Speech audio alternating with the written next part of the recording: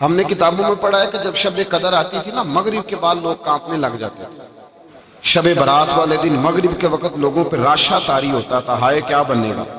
لوگ معافیاں مانگتے تھے اور سٹائل یہ ہوتا تھا کہ دروازوں پہ دستک دیتے تھے، جا کے دستک دیتے تھے، کہتے تھے یار میرا کوئی انداز تمہیں کہیں برا تو نہیں لگ گیا، کوئی بات تو نہیں میری تم تک پہنچی، مجھے معاف کر دینا، آج شب قدر کی رات ہے۔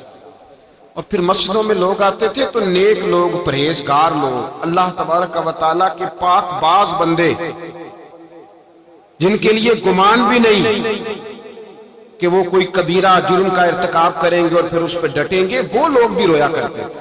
میں اور آپ بڑے مست ہو گئے، رسم سی محسوس ہوتی ہے اب ہر محفل، ہر مجلس، محسوس ایسے ہوتا ہے کہ جیسے وہ ذوق، وہ تڑپ، وہ شوق جس آدمی کے فرائض بھی میری طرح پورے نہیں، نمازیں بھی پوری نہیں، اس نے بھی سیدھی جیب کے اندر جنت کا ٹکٹ ڈالا ہوا ہے، فرائض تک پورے نہیں کر پایا، نوافل سنتیں واجبات تو بعد میں آئیں گے، ٹکٹ ڈال کے پھر بعد احساس ہی کوئی نہیں۔ پتہ نہیں کتنے پتھر اور سنگ دل ہو گئے ہم لوگ کہ وہ جو اندر درد تھا نا کہ یار وہ کہیں ایک بات، ایک جملہ، کہیں ایک لقمہ حرام کا، وہ کہیں فلاں جگہ پہ کوئی بے ادبی، وہ لوگوں پر بوجھ بنتے تھے، ان کے عیب، جرم، خطائیں۔ ہم اتنا زیادہ بولتے ہیں کہ پتہ ہی نہیں کتنی باتیں کرتے۔ مال کہاں سے آ رہا ہے یہ سب کو پتہ ہے، پر کس طرح کا آ رہا ہے اس پر کوئی توجہ دینے کو تیار ہے۔ حضرت حسن بصری رحمت اللہ تعالی علیہ سونار کا کام کرتے تھے، توبہ کرنے سے پہلے ایک دکان رکھی ہوئی تھی، تو آپ فرماتے میں ذرا مہنگا سونار تھا، سب سے زیادہ بغداد کے اندر قیمتی سونا میں بناتا تھا۔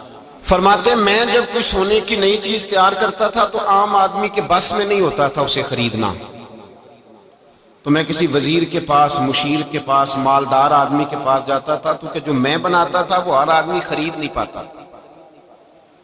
مصر کے بادشاہ کے بارے میں مجھے پتا چلا کہ وہ سونے کا بڑا شوقین ہے، اپنے گھر والوں کے لیے، اپنے لیے، دیگر لوگوں کے لیے، حالانکہ مرد کے لیے جائز نہیں، وہ بہت ساری چیزیں سونے کی خریدتا ہے، لیتا ہے، رکھتا ہے، مجھے پتا چلا۔ فرماتے ہیں کہ میں نے اس کے وزیر سے ٹائم لیا، کہا کہ یار میں نے ایک سونے کی چیز بنائی ہے تو عام آدمی تو خرید نہیں سکتا، تو بادشاہ سے وقت لے کے دو۔ وزیر کو میں نے تحفے تحائف بھی دیے، جو طریقہ ہوتا ہے، اس کو کہا میری ملاقات کرا، تو کہنے لگا میں تیری ملاقات ضرور کرا دیتا پر آج نہیں ملاقات ہو سکتی، آج تو بادشاہ اپنے پچھلے گاؤں گیا ہوا ہے۔ تو میں نے کہا وہاں ملاقات کرا دو، اس لیے کہ جو سونا میں لے کے آیا ہوں بڑا قیمتی ہے، واپس لے جاؤں گا تو رستے میں ڈاکوؤں کا خطرہ ہے۔ مجھے کہنے لگا ٹھیک ہے میں کرا دیتا ہوں۔ حضرت حسن بصری فرماتے ہیں وہ میرے ساتھ چلا تو میں بادشاہ کے گاؤں تک پہنچ گیا۔ میں نے کچھ عجیب سا منظر دیکھا گاؤں میں پہنچ کر، ایک قبر ہے، قبر پر خیمہ لگا ہے۔ وزیر مجھے کہنے لگا یہاں بیٹھ جاؤ اور انتظار کرو، یہاں ایک رسم ہونے لگی ہے، جب اس سے فارغ ہو جائے گا بادشاہ تو میں تمہاری ملاقات کراؤں گا۔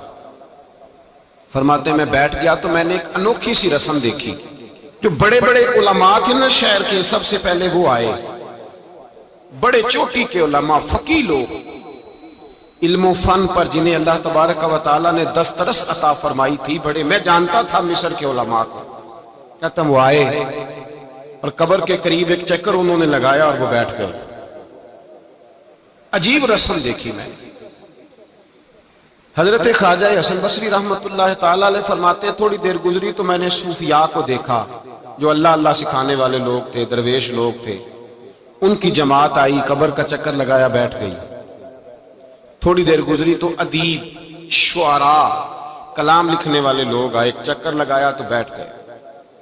پھر تھوڑی دیر گزری تو فرماتے ہیں کہ سپہ سالار، جرنیل قسم کے لوگ آئے، ہاتھ میں چھڑیاں ہیں، اسلحہ زیب تن کیا ہوا ہے، تلواریں، نیزے پہنے ہوئے، ایک چکر لگایا، بیٹھ گئے۔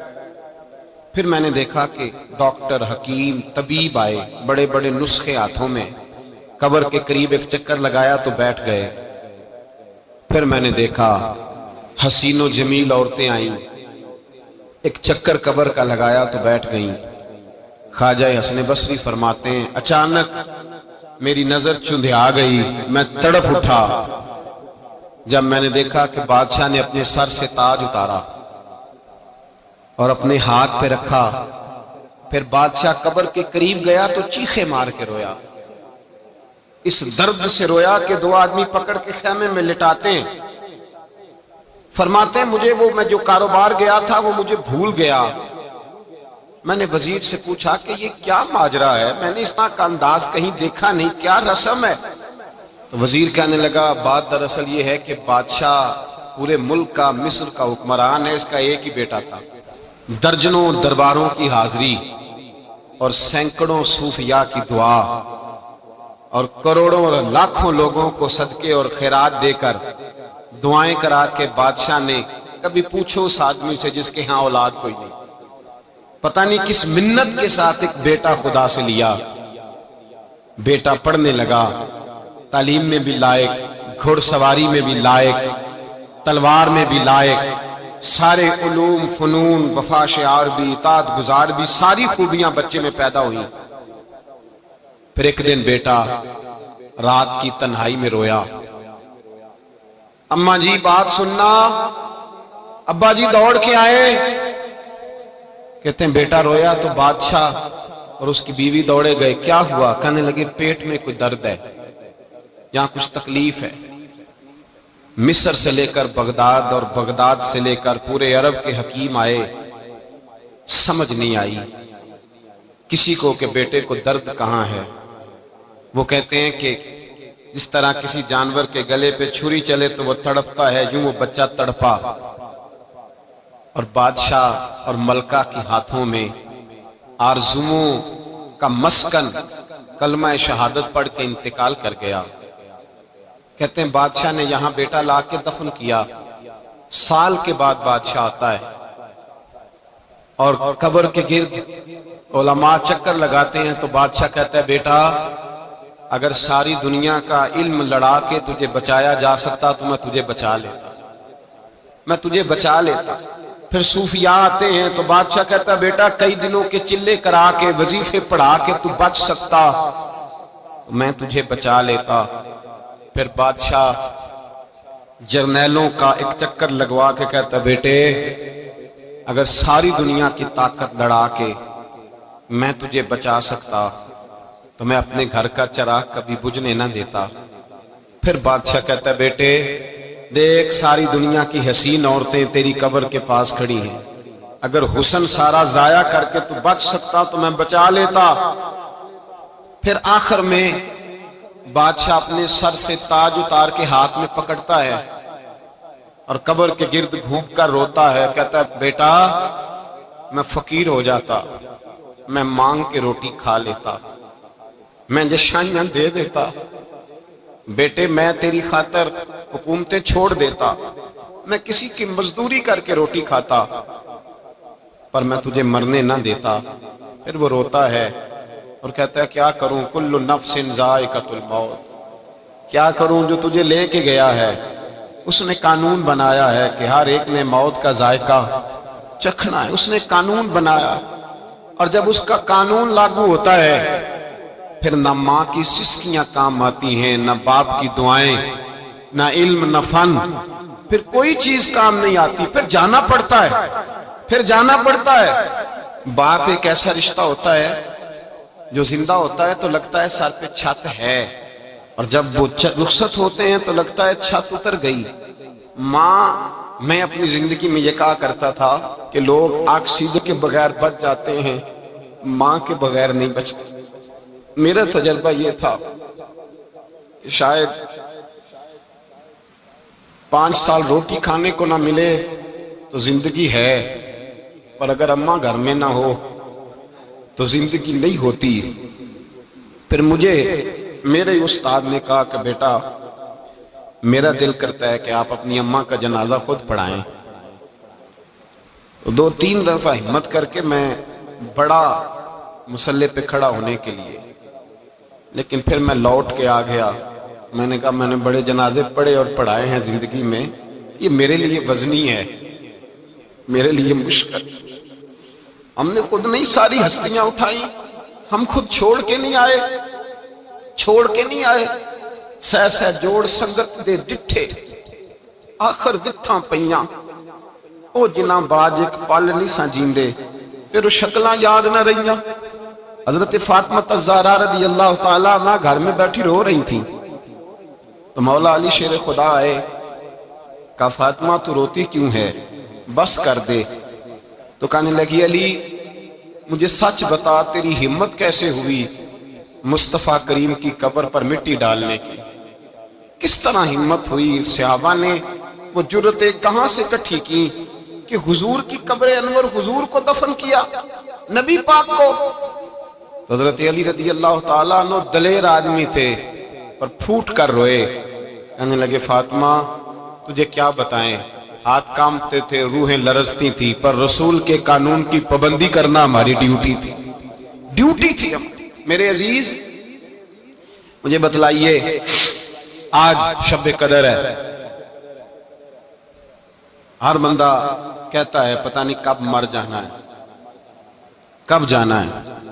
آج شام شب قدر تھی، میں نے کچھ سنگیوں سے کہا کہ سارے سوئیں گے تم نہ سونا، آج تمہارے لیے قانون مختلف ہے، تم نے صفائی کرنی ہے، مسجد کی بندوبست کرنے ہیں، لوگوں نے آنا ہے، ایک رات کا انتظام کرنا ہے، اس کی تیاری ہو رہی ہے۔ کبھی قبر والے کے سرانے جا کے پوچھو تو صحیح کہ تو کتنے عرصے سے اس قبر میں، پوچھو تو صحیح۔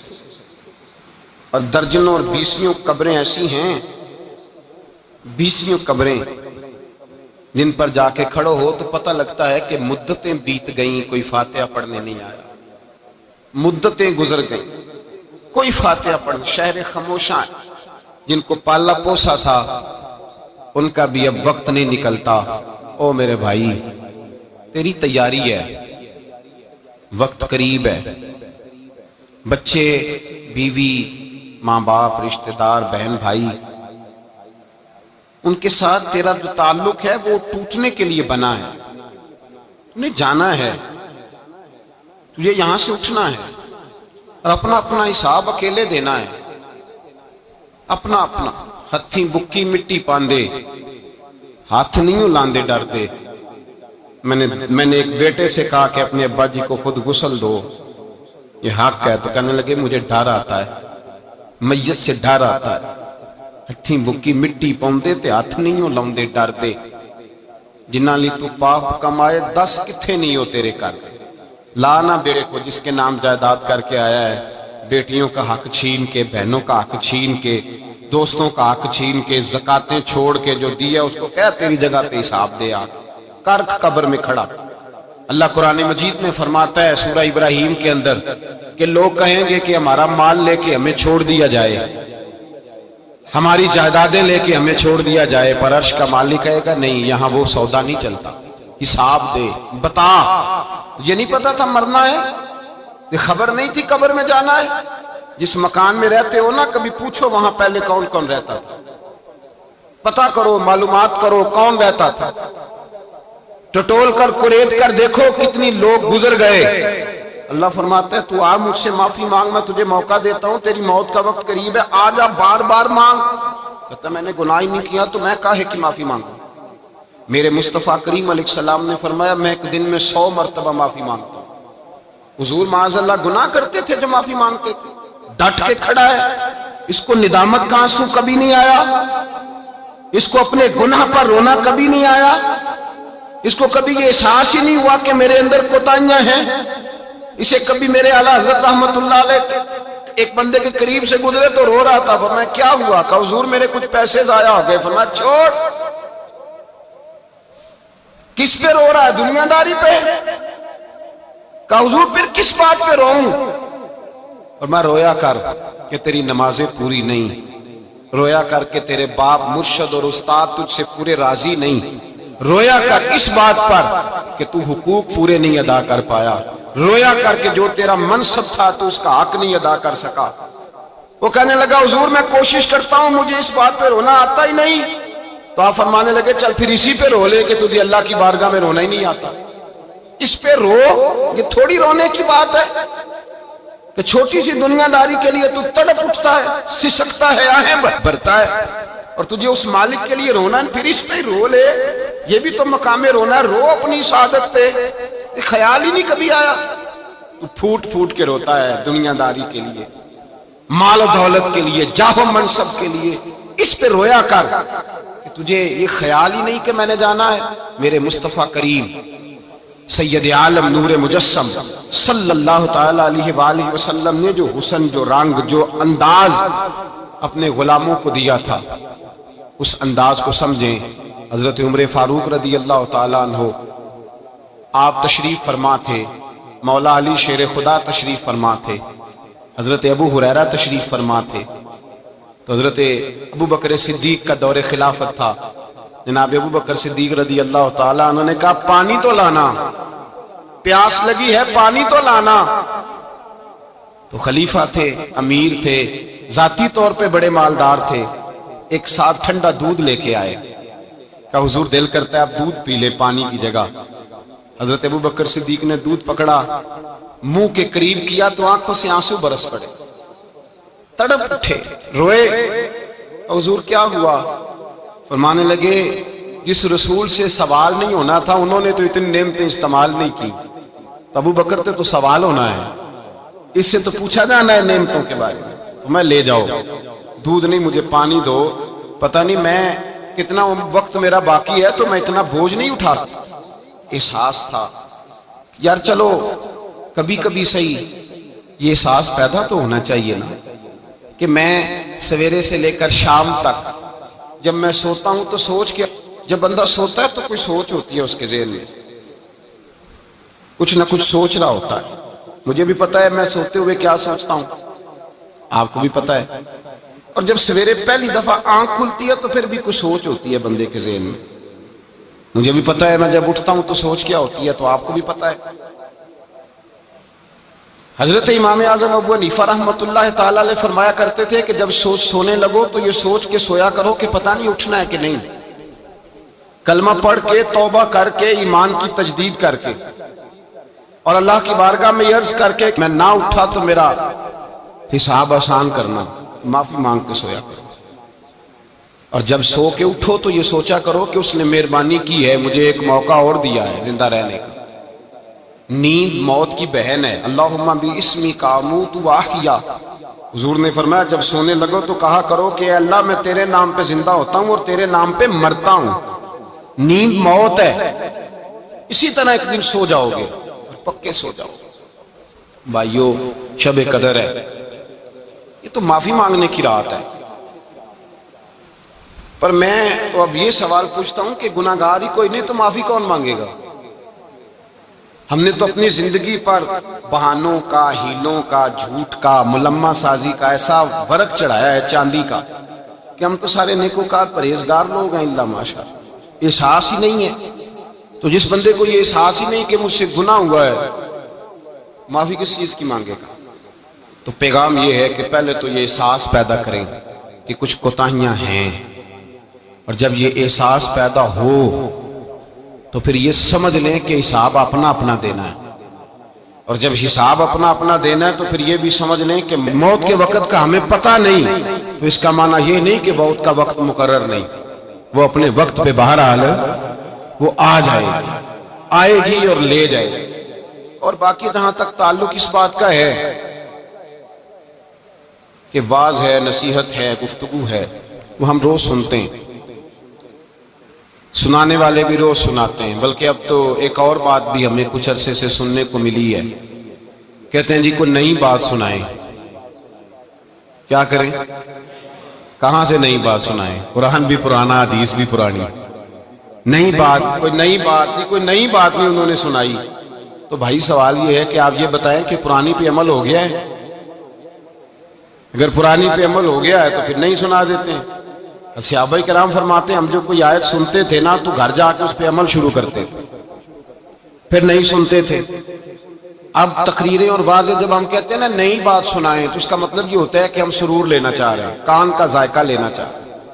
عمل کرنے کے لیے نا نبی پاک صلی اللہ علیہ وسلم سے کسی نے کہا تھا حضور میں نصیحت حاصل کرنا چاہتا ہوں تو کچھ بتائیں، تو میرے محبوب علیہ السلام نے فرمایا نصیحت حاصل کرنے کے لیے موت کا لفظ ہی کافی ہے، موت کا لفظ दाऊद ताई के पास हारून रशीद ने जाके पूछा था कि हजरत कोई नसीहत करें, तो फरमाने लगे तेरा बाप कहां रहता है? तो हारून रशीद कहने लगे बगदाद के कब्रिस्तान में। तो कहा तेरी अम्मा का वहीं है, बीवी बच्चे का जो रुखसत हो गए बहन भाई वो भी सारे वही हैं। तो फरमाने लगे तूने इतने जनाजे पढ़े हैं, इतने लोग उठाए हैं, मैं तुझे क्या नसीहत करूं, मैं तुझे क्या नसीहत करूं? मेरे भाई अपने ऊपर इस एहसास को तारी करें, इस एहसास को।